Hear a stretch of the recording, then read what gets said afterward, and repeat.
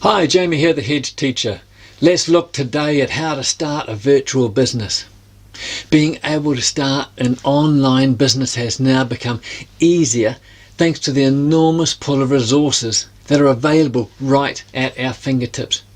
It is possible to start a business with little or no funding. All you need is the growth mindset and the determination, plus the will to succeed. As Robert Kiyosaki of Rich Dad Poor Dad fame says, you're only poor if you give up. The most important thing is that you did something. As I've mentioned in previous blogs, entrepreneurship has become such a hot topic as more and more people are quitting their day jobs and becoming their own boss. While it's not always easy, it isn't all bad either. You have the choice to start your own business from home and bypass the many obstacles that a business person had a few years ago. A virtual business is one that normally has no physical structure. It relies on telecommunications and the internet to operate. This implies lower overhead and start-up costs, little or no investment, and you can get started as long as you have a computer and an internet connection. The first step to starting your business begins with knowing what kind of business you want to run. While there are many opportunities for making online money, you'll need to base it around your strengths. Ask yourself, what do you love doing? Or what excites you and you really enjoy talking to others about?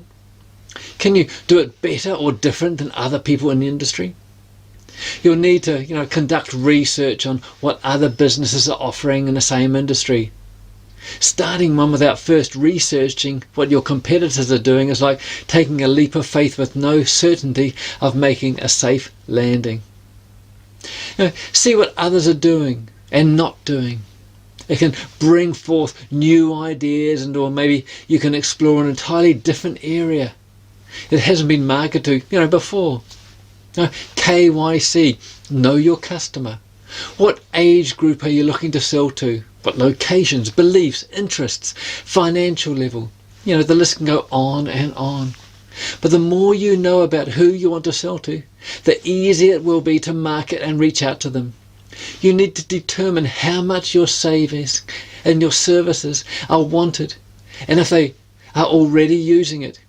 You can do this by joining different Facebook groups or going to Twitter and look on YouTube. Just because a virtual business has low startup costs, though, doesn't mean you can get away with no financial planning. Determine how long you have to support the business until it starts making enough profit to sustain itself. Keep records of your expenses. The great thing about starting a virtual business is that pretty much anyone can do it with zero investment. However, it is also a fact that having some money to invest does make things a little easier.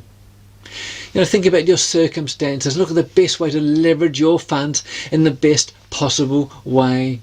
The sooner you understand money, the better your chances of success. Far too many entrepreneurs fail because they try to do everything on their own. Many people might be good at marketing or accounting or communicating, but most of us are not.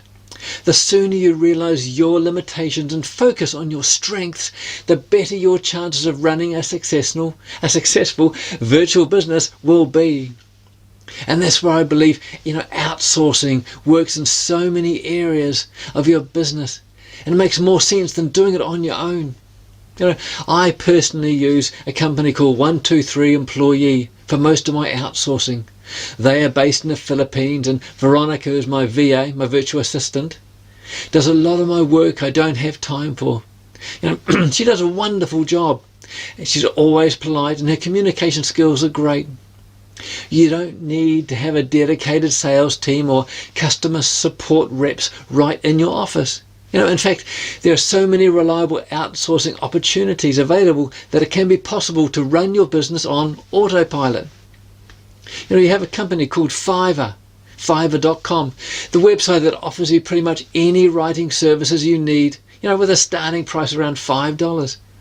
There's other freelance platforms like 99 Designs and Upwork for graphics, and many more. Outsourcing is a strength that is still underutilized due to the misinformation floating around on the internet. But to establish yourself as an entrepreneur, you must learn to promote yourself as a brand rather than an individual. Don't be afraid to go onto YouTube once in a while to engage your audience. Use either your computer or a decent webcam and microphone and produce short and sweet videos that provoke value to you and your target market. And end your calls with a call to action, directing viewers to your website or blog. Also, never fail to take the feedback of your audience seriously, as this is one way to improve your business. And try to deal with criticism politely. The time to take action is now. Sure, we're going to have a lot of self-doubts and second thoughts, but that is something all entrepreneurs have to deal with. If you wait for the so-called right time to get started, then you could be waiting forever. The way most successful entrepreneurs preach is to start before you're ready. Take action now, because the world will not wait for you to find the perfect time. And again, as Robert Kiyosaki says, winners are not afraid of losing, but losers are. Failure is part of the process of success. People who avoid failure also avoid success. But we can make it easier for ourselves. So if you want to see more, like, subscribe and share this with your friends and family. We're hedging our own future to look after ourselves and then be able to help and to teach others. Until next time, in Wealth and Wellness, this is Jamie at The Hedge Teacher.